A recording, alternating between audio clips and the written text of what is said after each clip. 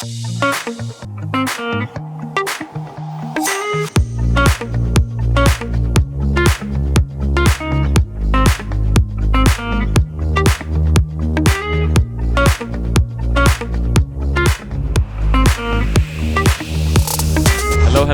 everybody. Welcome back. This is the Price to Sell podcast. I'm your host, Matthew Campoli. And this afternoon, usually I say today, so we're going to switch it up because today's all about switching up a bit. But today I have another incredible guest for all of you. A very good friend of mine. You know, we've done a couple of deals, or maybe one or two. One. We've been on the verge of many, but just one. But he is a absolute weapon in the industry. Someone I looked up to when I first started. And we have Mr. Mario Armani in the building. Welcome, my friend. Thank you for having me, big guy. Very excited and been watching the podcast for quite a while. So happy to be finally on it. Yeah, and I know there's a question everyone out there is probably wondering, but are you related to Giorgio Armani? I don't want to tell you the truth because if I tell you, you're not going to believe me. So family, on my father's side, distant cousins, believe it or not. Actually? Yeah. Okay. Don't have his suits, don't like his clothing, don't have his money, but it doesn't matter. That's okay. Good. Fun fact. I was actually not expecting that answer, so very good information. But yeah, man, thank you for coming. It's been awesome. It's been a long time coming, and I want you to kind of let everyone out there, tell them a little bit about who Mr. Mario Armani is, what Armani Realty is, and how where it started for you with real estate. You putting me on the spot now? I am. Okay. So been a realtor now 16 years. Got into business just kind of as a part-time thing. Owned a couple of houses. So at that time, HGTV was like super popular. People were doing like the flips and all that crazy stuff. So I said to myself, why don't I get my real estate license so I don't have to hire a realtor to do this for me, and I can buy properties on my own, sell properties on my own. So once that happened, realized that it was a lot harder to do than what they actually showed on TV. Yes. Lost a ton of money. And slowly but surely, people started finding out that I was a real estate agent. And it got to the point where I was making a lot more money working part-time and actually dedicating more time to real estate than I was on my job. So I just said to myself, you know what? I really enjoy this. I really like it. I think there could be a future in it for me. And I went full-time after I think it was like 3.5 years. Part-time. Yeah. What was the job you were at?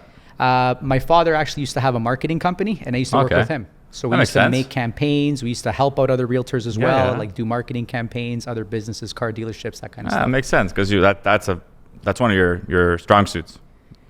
I used to think I used to be. I don't feel like it is anymore, believe it or not. No, it is. Okay. Even when we did our little, we'll get into, we did a little collab, and you did that was a cool collab. It was. You did the artwork for that. I watched it the other day. Oh, did you? It was pretty good. Yeah, it was pretty good. That was good. And then our live on during COVID.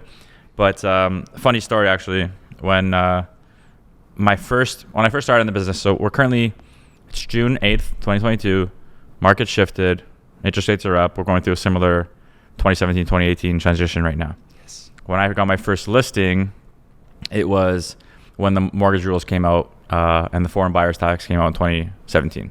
Threw everything for a curveball. Yeah, so everything was flying, and then this thing came out. I got my first listing, I'm like, we're listing $899, we're going to hold offers in Sonoma, and I was excited. I'm like, perfect, I think we'll sell, like, no problem. I had no idea what I was doing yet. And then, bam, things came out, no showings. And you're one of the calls I got, and you started to, like, ask me all these questions. But you were nice about it.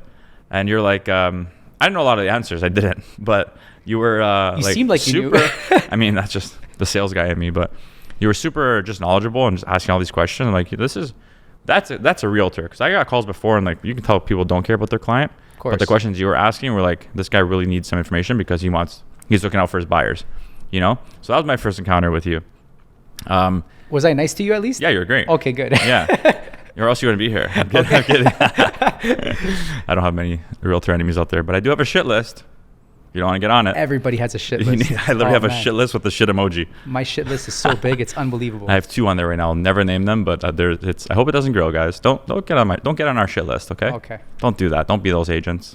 But let's talk about and now you're a broker record from Armani Real Estate, right? Yes.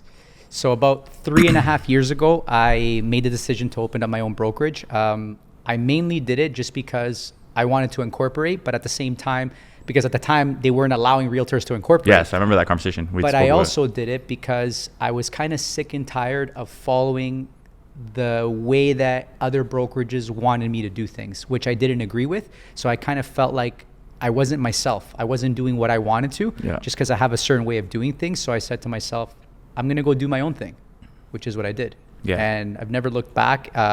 Funny enough, I was talking about it with my wife last night. She said to me, she goes, oh, do you think it's really worth it to have a brokerage and this and that? You could be doing way less work. And I said, listen, it could be double the amount of work. I'm so much happier now as opposed to before. And I would never go back. And just the name rings. Yeah. It sounds like some designer thing, you know? I know. Thank you, Giorgio. So we had a little chat prior on the phone. And when we actually, even last week, you called me, you're like, Matt, I don't know how you do the pod and how you want it to flow, but this is something really important I think needs to be addressed. Sure. And you want to talk about mental health. Yes. In real estate or any entrepreneurial type of. So I'm very big on mental health in general. I spend a lot of time kind of trying to better myself. So I kind of have this mentality of every day I'm going to try to make it a little bit better than the day before. Yeah. That's my goal every day. Just in everything I do, whether it's my family, my job, my fitness, just anything in general. And one of the things that I feel often get looked past is mental health, especially on the realtor side, just because you have a lot of these crazy shows on Netflix and, you know what I mean, $1 million listing, and everybody sees realtors making these huge commissions and living this glorious lifestyle, which some of these realtors do live, but it doesn't come without a very big cost. Yes. And we go through a lot of mental anguish on a daily basis. I'm not afraid to say it, but there's 2-3 nights a month where I go to bed crying because I feel like I'm an inadequate father. Yes. I'm a bad husband. I'm not doing enough for my clients. I just constantly have that burden that because I'm dedicating so much time to my job, to my work, that it's taken away from other aspects of my life. And it is. And it's just very tough. It is. It's a tough business. And it's all about balance, you know? And everyone's goal is to hit be a top producer, sell 50 plus properties a year, live that lavish lifestyle, or so we see. But then when you hit it, you realize all the stuff you sacrificed. Yeah. And you realize that, who am I? Your habits are off. Me last year, man, I'm getting better at it because I'm more conscious of it, but always on my phone. I'm constantly touching my pocket when nothing's even ringing, just little things like that. I'm never present in conversations. Yeah. I'm stressing out if something's not on the go, and I'm like, I just did a deal yesterday. Reward yourself. Of course. Right. Celebrate it a bit. It becomes more I stop getting excited. I do several deals in a week, and it's I just never took a step or never just acknowledged that. Sure. I just wanted the next, and that's it's like a disease, right? Yeah, because you're constantly going, and you're not really stopping to smell the coffee kind of thing, right? No, and I recently tried to stop drinking coffee, but I usually love smelling coffee. Turned off my espresso machine years ago. I'm down to 2 coffees a day, and that's it. Yeah, I'm doing one now around 1, 2 o'clock. Yeah. I do organic beet juice. Okay. I'll have to try that. It lights me up, man. Really? Yeah, pre-workout. All organic, superfoods. Sounds like it's going to give you the runs. Sounds like it's going to give me better mental health. Okay. Yeah. I got to try it then. But back to that, though, it is a problem. It's a problem. And I have, I realized where I was at last year. And I the best year I've ever had, but the worst I've ever felt, Yeah, I can see that. So what I did was I hired a life coach. And other different tools in the shed. I have a hypnotherapist, and people, there's a stigma attached to the word therapist. I feel as if you have a therapist, you might have problems or you have issues. But for me, it's more no, I'm just trying to be the best version of myself. Right. Listen, the most successful people in the world, they have coaches. Yes. They have coaches because it's not about getting to the top. It's about getting there, but it's about just going to that next level and maintaining yourself and just kind of feeling great. This is something that I'm going to be starting in the next couple of weeks as well. I'm going to be going to see somebody just because sometimes, even though you have your friends and your partner, you want to get things off your chest. You want to kind of have somebody a third party kind of align you. It's very if that true. Makes any sense. Just because, again, I'm trying every day to be a better person, a better human being, a better father, husband, worker, just everything. And that is something that I feel I need to do just to become better. Yes. And your whole dynamic's even different. You're another level. You have a family, wife, kids. Yeah. I'm just me. have a cat, you know. So like I can only imagine my last year if I had got a cat family. Too. I got 2 cats. You have 2. See, Two more, cats. And a dog. even more. Oh my God! See, like you're Shout killing out me in that Vincenzo. department. But yeah, I can only imagine. It's a fight or flight business. It's so like, you know, for anyone It's just out there, mentally draining. Like, people don't see it. Like, there's so much stress involved. You sacrifice so much of your life, and yes, you can be very well compensated. And a lot of the things that people don't see is they don't see that a business like real estate, like any business, you open up a coffee shop, a restaurant, you don't really start doing well right away. It takes a little bit of time. Mind you, over the last 3 or 4 years, I think that a lot of these newer realtors have been very spoiled because the market's just been great, unbelievable. But I think that now we're going to start seeing a lot of these guys trying to shift out of the market because it's getting hard. Yeah. Like, it's getting very, very difficult. So Yeah. it's just a tough game.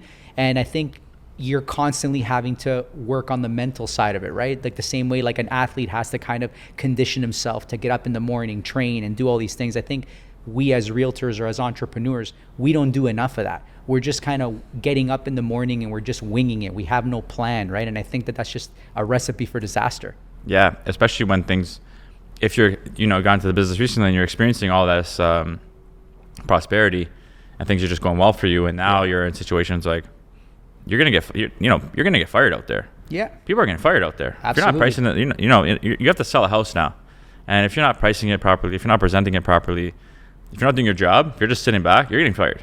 Because there's a lot of people that they don't do things in the way that we do. Like for everybody that's at home watching, like a realtor like Matt or myself, when we'll list a property, we'll spend like $1,000, $1,500, $2,000 on marketing a property. So for us, if we don't sell that property, we're literally losing $1,500, $2,000. Yeah. But all these other realtors, they call the $200 photographer, they take 20, 30 pictures and they call it a day. So for them, if they don't sell that property, realistically speaking, they don't care. Yes. So it kind of works a little bit different. You know what I mean?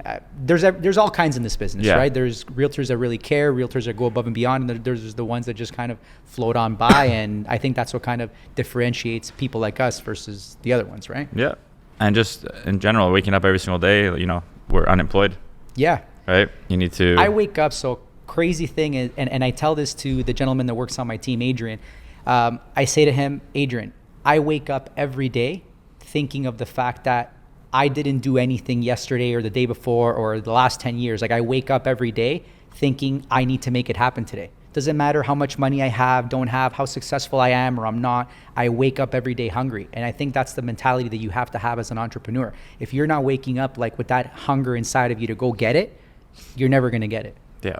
You get complacent. Yeah, you get complacent. And just that's what happens to a lot of these realtors in this industry. They just forget about that consistency, right? They'll do something for a month. After the month is done, because all of a sudden they got busy because of the things they did during that month, they forget about everything they did and they lose it. And then after they're not busy anymore, they're kind of like, oh my God, what do I do? They start panicking, right? Yeah. So it's just, I think in life, you just have to be consistent with fitness, with eating, with being great to your partner, to your friends. Just, it's all about consistency. All those things. And someone in your position, so you have your family, your kids, wife, 17 pets. Yes. Like you just mentioned. How, what are some tips you'd say? Like, how do you keep a good balance? How do you keep everyone satisfied?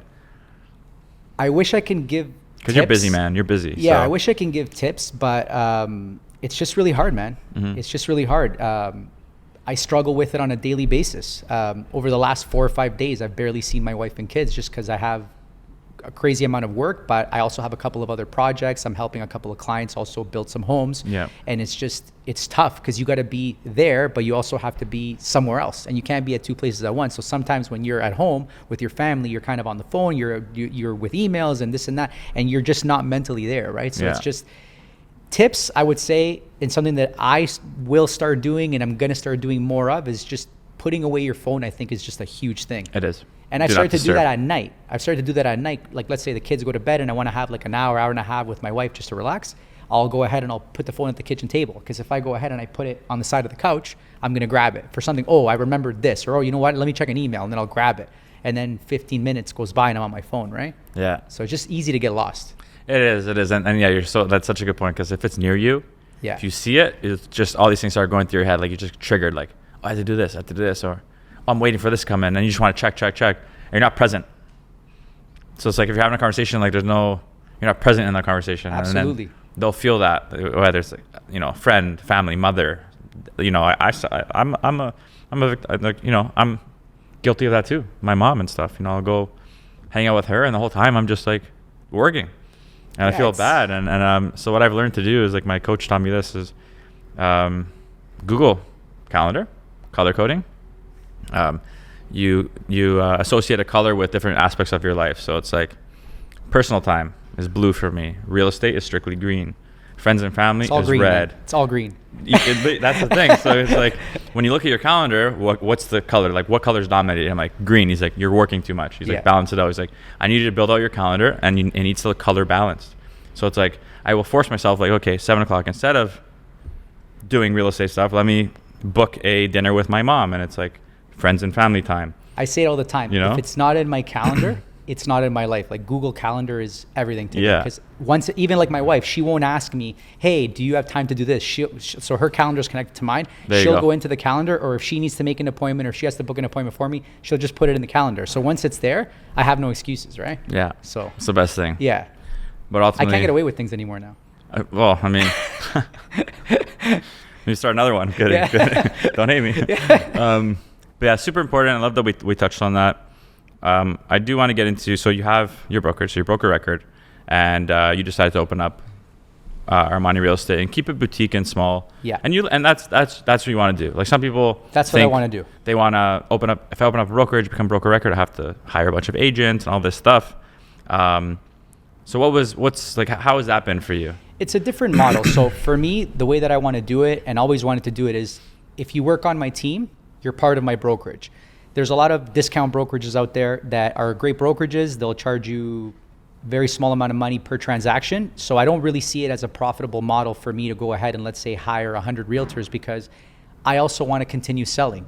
So I don't want to be a manager. I want to continue being a salesperson. Yes, I want to have a team, but at the same time, I don't want to spend the majority of my time babysitting people, because as a manager, that's what you do. You have to make sure that people are following the rules. You have to make sure that your brokerage is running. And I don't want to spend my time that way. I want to spend my time actually transacting, doing deals, meeting people, just kind of growing my business that way. So that's kind of the angle that I kind of had in mind when I opened it. And it's been working, and it's great. And I'm going to continue rolling with that.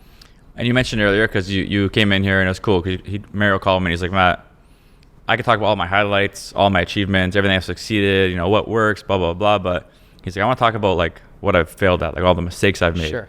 Right? So you mentioned you had a team. Yeah, because everybody works. Everybody talks about the positive things, right? And like how they have this like crazy mentality, how they push and listen, like, no disrespect to anybody, but if you don't have that mentality as an entrepreneur, you're never going to be successful. Yeah. So to come here and talk about it, I think it's kind of useless. But yeah, I failed in so many areas. And it's funny because people say to me, well, why, like, what are things that you do to be successful, and how are you successful? And it's funny that I never think of myself as being successful. I never give myself as much credit as other people do, because I always kind of feel like, okay, well, whatever I did before, I did it, and that's fine, right? But when I was with my previous brokerage with Royal LePage, I started my first team, and I kind of thought to myself, well, I'll just hire realtors. If they seem like cool people, great. And if they sell things, they sell things. And I feel that was like a huge mistake, because there was like a period of like 4 or 5 months where I spent all my time managing these 4 or 5 individuals, and I wasn't doing my own stuff. I was literally babysitting them and just like trying to get them to be something that they weren't. And I was trying to push them, but they didn't want to help themselves. So it was just, I spent all my time, again, managing. And that's when I kind of said to myself, well, if I'm going to open up a brokerage and if I'm going to do this, I'm not going to go down that same road, because it just didn't work for me. It might work for other people. It wasn't for me, right? So I just hired the wrong people. It's basically what it was. And I was trying to manage the team in an incorrect way. And it literally killed 6 months of my life. Yeah. Well, I'm in that building phase too now. But what would you say you learned that maybe you could for advice? You got to hire the right people. You have to hire the right people. Even when I opened up the brokerage, the agent that I have working for me right now, Adrian Mazzocco, I wasn't looking for him. He had contacted me and he said, listen, I I love your social media. I feel like I know you already. You're the person that I want to work with. He's like, I'm getting my license. He goes, I'd like to come work for your brokerage. And I said, listen, I just opened up. Let's touch base at the end of the year. And like at the time, like my mentality was setting up my business, setting up my company. I hired a full-time assistant. And I said to Adrian, I said, listen, Adrian, let's touch base at the end of the year. End of the year, the guy was relentless. He called me, you know what I mean? It was just at the right time. I needed somebody, and he's been with me now 3 years, and it's just been fantastic. So now I'm looking to potentially hire another person, but hiring the right people that have your values, that have your work ethic. Maybe they're not going to be exactly like you, but they're going to have attributes that are much better than yours as well, right? Like I feel that Adrian, something that I love about him, he's such a soft guy. Like I feel like when I'm around him, like he kind of, because sometimes I can be a little bit abrasive, right? He just kind of calms me down a bit, right? So that's something that I love having around me, and it's something that I appreciate about him very much, right? So it's about helping, like everybody around you helping each other, and I think that's what a team's all about. Yeah, definitely super important.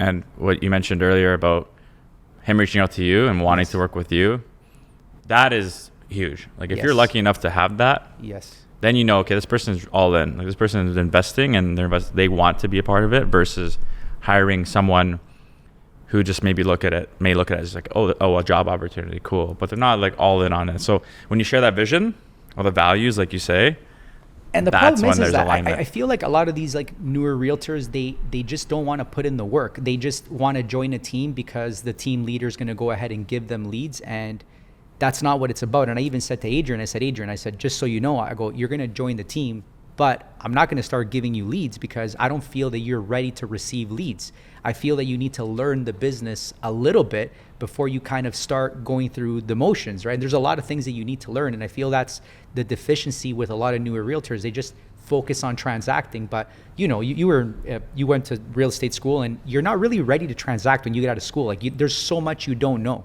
Yeah. Like I don't know why like AREA, the Ontario Real Estate Association, they don't make it like the new realtors have to, let's say, apprentice with a realtor in the business that's been in the business 5 years or longer for like a year, let's say. Yeah. It would be great because now people that have teams, they would have realtors joining their team and helping them. And at the same time, we would be putting out better quality agents in the industry. Our industry would be better. Yeah. And that's a big issue because the public, we don't have a good name. People don't like realtors. That's the truth. And they don't like them because of the bad things that realtors do. Yes. But the reason why realtors do bad things is because they're not taught properly. Yes. So. Yep. And you go to school, and when I came out, I had to relearn everything. Yeah.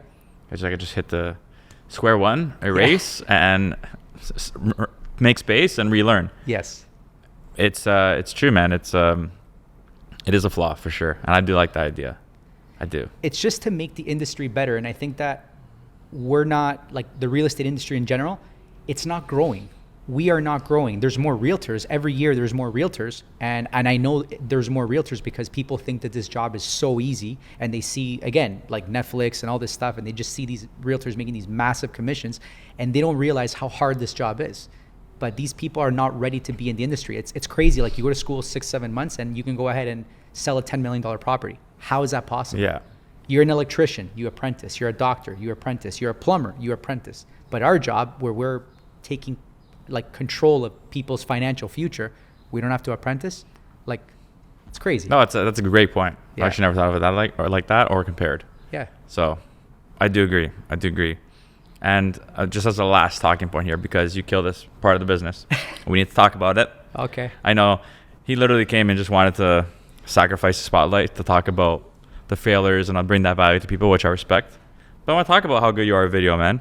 We're one of the first to come out with video like consistently. Yes. And it might be that marketing background. We did a vlog together. You know, we did a little thing together. And you're still like super active. As soon as I go on my Instagram, I just see you on a driveway introducing yourself. You have like the name. You know? Not as active as I'd like to be, but at the time, I was just nobody was doing it. There was a couple of realtors, Amy Youngren, she was kind of like the first one that did a lot of these marketing tours, and Paul Greenberg, he was doing a lot of vlogs, right? So I kind of got in there, became friends with Paul, who's an awesome guy, and we kind of just started rolling with that, right? And then just now, like video kind of blew up, right? Yeah. So, but yeah, it's tough. Believe it or not, I struggle with video, and so many realtors are like, oh my God, you're so natural, this and that, the other. I struggle with it to this day. I do videos all the time, almost on a daily basis, and I still struggle with it. I'm a very shy person, believe it or not. Yeah. I'd say that to people and they're like, no, it's impossible. And I'm like, I'm a very shy person. I don't like the camera. I love this though. I love this. It's just very natural. You know, it's casual. Very casual. But you're doing a lot. You're doing like the wings things, you know, you're doing all your little like other sorts of video, like just keeping outside of real estate. I haven't been as consistent as I would like. I used to do like a lot of different videos, which I really liked. And I kind of feel that that's been one of the things that I've hated the most. I've stopped doing that stuff.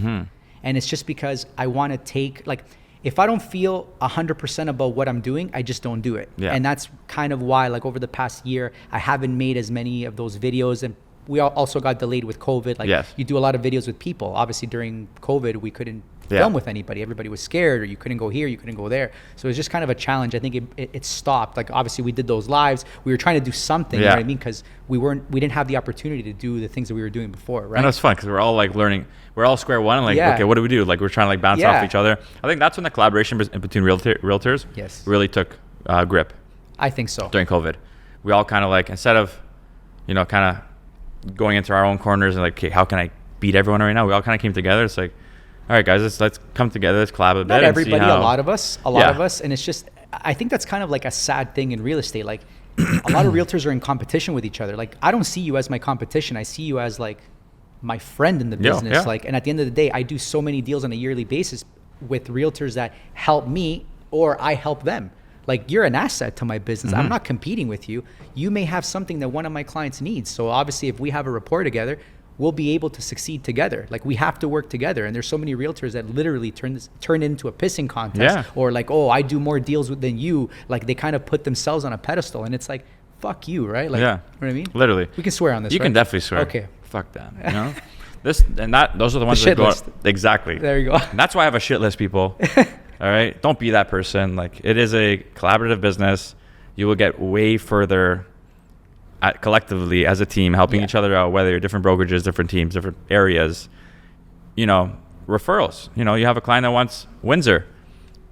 Drop the ego. Give it to someone out there. Have your client get proper service, you know, and you're going to get that in return. You, my friend, are preaching to the choir. Like, I don't understand. I see like some of these realtors, even like realtors that are really, really big on the industry, realtors that you've had in your podcast. Won't mention the names, like you said. They're doing deals in like Windsor or all these places that are like crazy far away. Like, you don't know that market. Like, I have one of my clients that are going to be downsizing and retiring up in Niagara, and I have Andrew Perry, who you know. He's taking care of them. Andrew's got an awesome team. He's amazing.